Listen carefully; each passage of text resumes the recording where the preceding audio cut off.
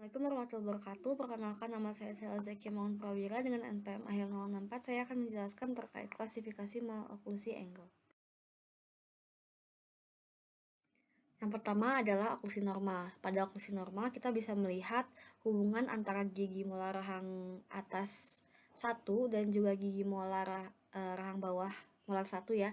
Untuk puncak bonjol gigi molar 1 rahang atas itu akan berada pada bukal groove gigi molar 1 rahang bawah.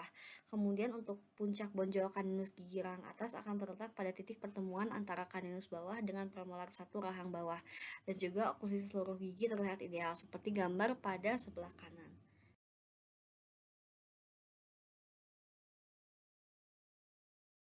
Selanjutnya kita masuk ke bagian maloklusi, di mana pada slide ini akan menjelaskan terkait maloklusi kelas 1 angle atau natural occlusion. Seperti gambar ilustrasi pada bagian kanan, akan terlihat puncak bonjol mesiobukal gigi molar pertama rahang atas akan berada pada bukal groove molar pertama rahang bawah. Kemudian selanjutnya gigi molar hubungannya normal, lalu akan ada crowding atau spacing, ini mungkin terlihat. Kemudian adanya ketidakteraturan gigi di regio rahang bawah anterior, lalu erupsi ke arah bukal gigi kaninus atas, kemudian adanya rotasi insisif dan juga pergeseran gigi akibat kehilangan gigi. Menurut Dewey, akan ada 5 tipe maloklusi kelas 1 angle. Yang pertama ini tipe 1, gigi anterior berjejal atau crowding dengan kaninus terletak lebih ke labial atau ada ektopik, seperti gambar yang berada di bawah tipe 1 ini. Kemudian selanjutnya ada tipe 2, di mana gigi anterior terutama pada gigi rahang atas itu terlihat labioversi atau protusif, seperti gambar yang ada di bawah tulisan tipe 2. Lalu selanjutnya ada tipe 3, pada gigi tipe 3 ini adanya gigitan bersilang anterior atau crossbite anterior karena inklinasi gigi atas ke palatinal, seperti gambar yang memperlihatkan tipe 3 itu ya, ada gigi yang bersilang anterior. Kemudian selanjutnya tipe 4 itu adanya gigitan bersilang posterior, seperti pada gambar. Lalu tipe terakhir adalah tipe 5, di mana gigi posterior mengalami pergeseran ke mesial atau adanya mesial drifting. Seperti contohnya ini ada pada gambar di bawah ini. Selanjutnya adalah maloklusi kelas 2 angle atau disocclusion. Pada maloklusi kelas 2 angle ini, molar pertama atas terletak lebih ke mesial dari molar pertama bawah, atau puncak bonjol mesiobukal gigi molar tetap pertama atas letaknya itu lebih ke anterior dari bukal groove gigi molar tetap pertama bawah. Seperti gambar pada di bawah ini ya, adalah contoh dari gambar maloklusi kelas 2 angle disocclusion.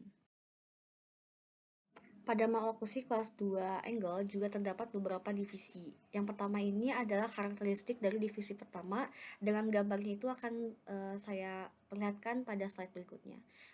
Untuk karakteristik divisi pertama itu ada gigi depan yang terlihat protusi, kemudian overjetnya besar, kemudian lengkung gigi rahang atasnya itu dalam dan sempit, kemudian palatumnya tinggi. Lalu ada deep bite, gigi insisif rahang bawahnya itu mengenai palatum, kemudian facial prognatism, lalu ada full mouth appearance, kemudian otot bibir hipotonus, kemudian sebagian gigi insisif rahang atas terlihat, lalu adanya bibir atas dan pendek yang terangkat, lalu kemudian bibir bawah terletak pada permukaan palatinal insisif rahang atas, lalu sulcus mentolabial dalam, kemudian perkembangan rongga hidungnya tidak baik, lalu kurva spinya dalam, freeway space-nya juga besar, lalu pertumbuhan transversal dan perkembangan giginya buruk, kemudian membuat cacat muka atau facial deformity, lalu perkembangan mandibulanya kurang. Berikut adalah contoh gambar dari pasien yang menderita maloklusi kelas 2 angle divisi 1. Di sini kita bisa melihat bahwa gigi anteriornya itu protusif, kemudian adanya deep bite begitu. Selanjutnya adalah maloklusi kelas 2 angle divisi 2, di mana gambarnya akan saya tampilkan setelah slide berikut ini. Untuk karakteristiknya itu gigi depan atasnya terlihat step bite, kemudian lengkung gigi rahang atasnya sempit, kemudian ada deep bite tapi tidak sedalam divisi 1.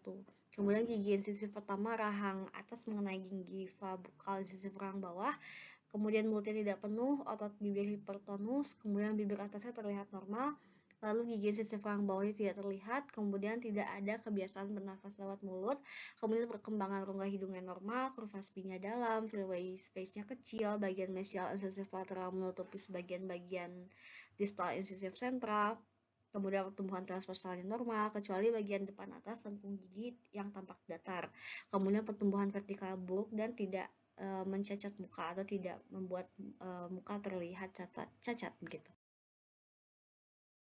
Berikut adalah contoh gambar pasien yang mengalami maloklusi kelas 2 angle divisi 2. Kita bisa membandingkan gambar yang divisi 2 dengan divisi pertama ini. Pada divisi kedua ini freeway space-nya itu tidak sebesar divisi pertama, kemudian deep bite-nya dan juga verjet-nya juga tidak sebesar dan sedalam dari divisi pertama, dan juga untuk divisi 2 ini cenderung tidak mencacat muka seperti maloklusi kelas 2 angle divisi pertama begitu.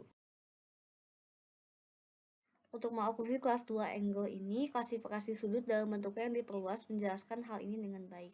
Kadang-kadang oklusi molar adalah kelas 2 di satu sisi dan kelas 1 di sisi lain. Sudut ini disebut subdivisi kelas 2 kanan atau kiri tergantung pada sisi kelas 2 yang mana.